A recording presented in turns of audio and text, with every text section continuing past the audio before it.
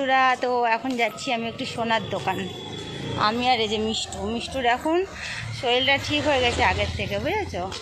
তো চলো গিয়ে দেখা হচ্ছে। আর একটু ডাক্তারখানায় যাব, আমার নাকের ওষুধটা আনতে যাব। এই যে একটা অন্ধকার, ওইদিকে গিয়ে আবার কথা বলছি, তারাও তো সঙ্গে থাকো। চলো সব কিছু দেখাবো, কোথায় যাচ্ছি না যাচ্ছি, ঠিক আছে? দেখতে থাকো ব্লগটা। এই যে তো বন্ধুরা দেখো, ডাক্তারখানা থেকে সোনার দোকান গেছিলাম, সোনার দোকান থেকে চলে এলাম মেলাতে, বুঝেছো? আমাদের বাড়ির কাছে মেলা, রামনবমীর মেলা হচ্ছে এটা। তো মিষ্টি বললো পাপড়ি চাট খাবে, পাপড়ি চাট আর ঘুগনি খেয়েছি, খেয়ে বাড়ি চলে এসেছি। আর সোনার দোকানে আংটিটা ওটা দিয়ে এলাম, 10 নম্বর মাপ লাগলো। তো ওটা দিবে তোমার, কালকে একবার ফোন করতে বললো 12টার দিকে, কালকে ফোন করব, যদি দেয় তো ভালো, নাহলে আবার পরশু দিনে হয়তো দেবে, বুঝেছ?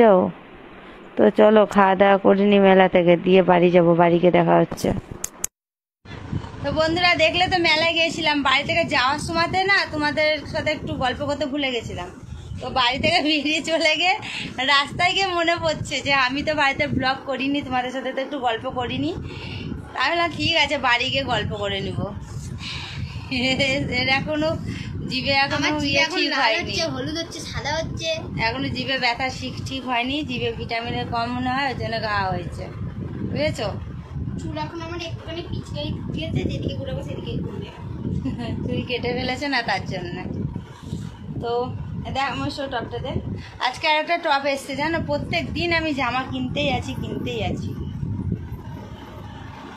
এই দেখো এটা টপ একটা, ওই যে সে নিচে একটা স্কার্ট নিয়েছিলাম, এই যে এটার সাথে আর কি পরার জন্য ওটা নিয়েছি। তো চলো আবার একটু পরে আসছি গল্প।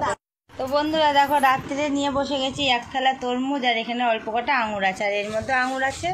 তো এই তরমুজগুলো খাবো, আমি একা খাবো না, মিষ্টু আর